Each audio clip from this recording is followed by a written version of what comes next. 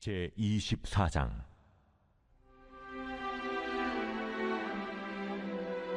바벨론의 느부갓네살 왕이 유다 왕 여호야김의 아들 여고냐와 유다 고관들과 목공들과 철공들을 예루살렘에서 바벨론으로 옮긴 후에 여호와께서 여호와의 성전 앞에 놓인 무화과 두 광주리를 내게 보이셨는데, 한 광주리에는 처음 익은 듯한 극히 좋은 무화과가 있고, 한 광주리에는 나빠서 먹을 수 없는 극히 나쁜 무화과가 있더라.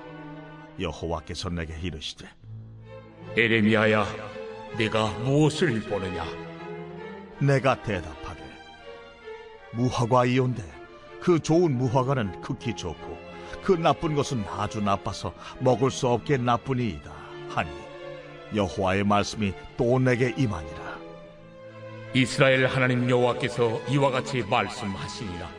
내가 이곳에서 옮겨 갈대아인의 땅에 이르게 한 유다 포로를 이 좋은 무화과같이 잘 돌릴 것이라.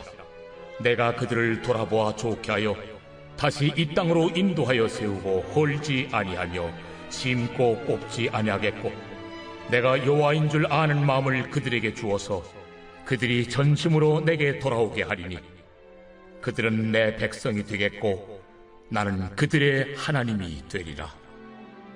여호와께서 이와 같이 말씀하시니라.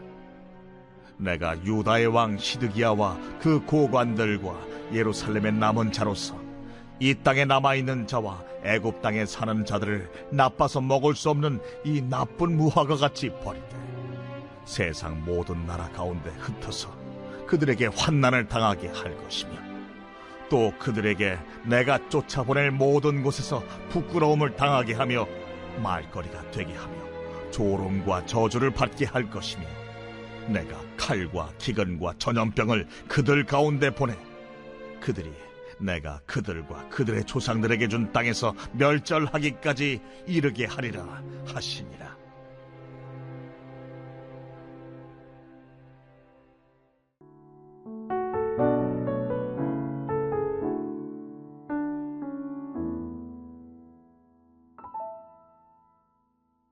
오늘 본문은 예레미야 24장 1절에서 10절 말씀입니다. 우리는 어려움을 만나면 피할 길, 살 길을 찾아서 재빠르게 움직입니다. 이 방법, 저 방법을 써보다가 안 되겠다 싶으면 가장 가까운 사람들 중에 힘 좀 있는, 문제를 해결할 수 있을 거라 생각되는 그 누군가를 찾아다니며 다이얼을 돌려대지요. 그러면서 정작 이 문제를 허용하신 하나님 앞으로 나아가서 잠잠히 묻고 그 뜻을 구하는 기도는 뒤로 할 때가 종종 있는 것 같습니다. 눈에 보여지지 않다라고 말하며 하나님이 일하신다라고 하는 이 시간을 기다리는 것을 불안해하는 것이죠. 하나님께서 예레미야에게 무화과가 담겨있는 두 광주리를 환상으로 보여주시는데요. 이 두 광주리 중에 한 광주리에 담겨있는 무화과가 바로 이러한 사람들이고 그들이 당할 결국이라 말씀을 하십니다. 자, 어느 때 지금 이 환상을 보여주시는가? 1절을 보시면 바벨론의 왕이 유다의 왕과 그 고관들과 일꾼들을 예루살렘에서 바벨론으로 옮긴 후에 이 환상을 보여주셨다라고 하는데요. 2차 바벨론의 침략을 이야기하는 것입니다. 그렇게 이야기했던 메시지대로요, 바벨론의 침략이 시작된 것입니다. 하나님의 뜻은요, 예레미야를 통해서 계속해서 전해진 바가 있었죠. 바벨론에게 항복해야 한다라는 것이었어요.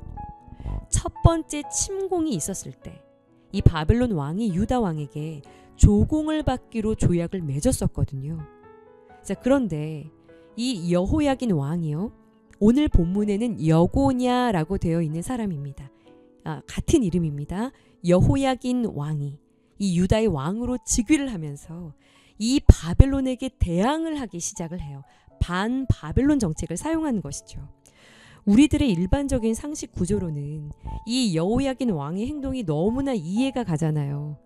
그런데 이 여호야긴 왕도 예레미야가 전하는 하나님의 말씀과 그 뜻을 분명히 들었을 거란 말이죠. 바벨론에게 항복하라. 자, 그런데 이것이 너무나 상식 밖의 말씀이잖아요. 바벨론에 항복하라니. 어떻게 해서도 나라를 지키는 것이 왕이 해야 할 일이 아닌가. 자, 이렇게 상식으로만 생각을 한 것이죠. 실은 상식으로만 생각을 하면 제일 이해가 안 되는 것이 십자가 사건 아닙니까? 아들을 내어준다? 죄인을 사랑한다? 비상식적인 일들이에요. 이것이 구속사인데 이것이 깨달아지지를 않으니요. 이 하나님의 뜻에 항복할 수가 없고 무기와 군사를 모으고 이것을 더 의지했던 것이죠. 결국엔 바벨론의 2차 침공이 이어지면서 이 여호야긴 왕이 즉위한 지 3개월 만에 무기를 만드는 목공과 철공들과 함께 포로로 잡혀가게 된 것이죠. 자, 모든 것이 끝났다라고 생각하지 않았을까요? 이때 예레미야를 통해 하나님께서 이 환상을 통해서 말씀하신 것입니다. 3절에 예레미야, 너 뭐가 보이냐? 무화과가 들어있는 두 광주리가 보이는데요. 한 광주리에 들어있는 좋은 무화과는 아주 좋은데 또 다른 광주리에 들어있는 무화과는 썩어서 먹기에 나쁩니다. 매우 나쁩니다. 라고 대답합니다. 자, 그러자 하나님께서 5절에 내가 이곳에서 옮겨 갈대아인의 땅에 이르게 한 유다 포로들 말이야. 자, 누가 한 일이라고 분명히 말씀하시나요? 하나님이 하신 일이라고 말씀하고 계십니다. 내가 이곳에서 옮겨 그 땅에 이르게 한 그 포로들 말이야. 내가 그들 이 좋은 무화과 같이 내가 잘 돌볼 거야. 7절에 내가 여호와인 줄을 아는 마음을 그들에게 주어 그들이 전심으로 나에게 돌아오게 할 거야. 그때 그제서야 그들이 나의 자녀가 될 거야. 라고 말씀하시는 것이죠. 우리 눈에 보기에는 끝난 것 같고 망한 것 같고 저주받은 것 같고 겉으로 보기엔 환난이고 고난인데 말이죠. 70년이나 되는 이 시간, 하나님께는 이 길고 긴 심판의 시간이요 온전히 구원을 이루어가는 시간이다 라고 말씀하시는 겁니다. 그 처절한 밑바닥에서 암담한 그 상황에서 더 이상 붙들 것이 없어서 어떠한 것도 의지할 수 없어서 울고 부르짖는 그 시간이 하나님을 향해서 진정으로 눈이 뜨이는 시간이요 나의 죄와 허물을 직면하는 시간이고 오직 하나님께 소망을 두며 나의 영혼이 새롭게 빚어지는 시간이다 라고 말씀하시는 것이죠. 살고 새로워지는 시간이 될 거라고 말씀하시는 것입니다.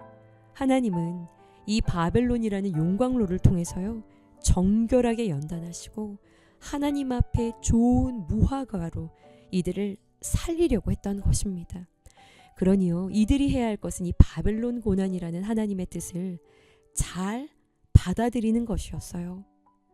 반면에 8절에 예루살렘의 남은 자로서 이 땅에 남아있는 자와 애굽 땅에 사는 자들은 나빠서 먹을 수 없는 무화과와 같이 버릴 것이라고 말씀하십니다.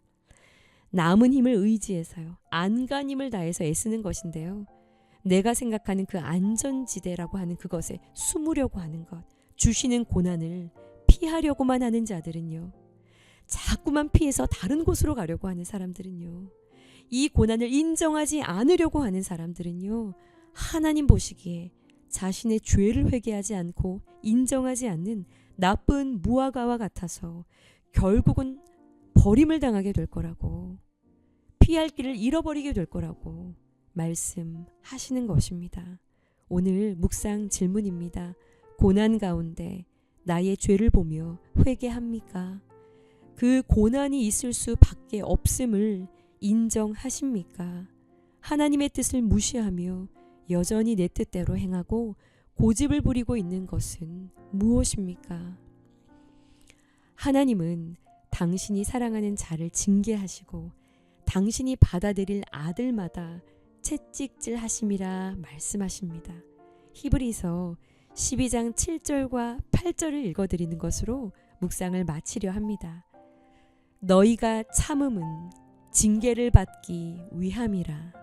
하나님이 아들과 같이 너희를 대우하시나니 어찌 아버지가 징계하지 않는 아들이 있으리요. 징계는 다 받는 것이거늘 너희에게 없으면 사생자요 친 아들이 아니니라. 기도하시겠습니다. 징계가 당시에는 즐거워 보이지 않고 슬퍼 보입니다. 그러나 후에 그로 말미암아 연단을 받은 자들은 의와 평강의 열매를 맺을 것이라 약속하셨습니다. 하나님의 징계와 심판을 잘 받으며 고난 안에 담겨 있는 이 시간들을 통하여 전심으로 하나님을 사랑하는 자가 되게 하여 주시옵소서. 정결하고 순결한 신부로 주 앞에 서게 하여 주옵소서. 예수님의 이름으로 기도합니다. 아멘.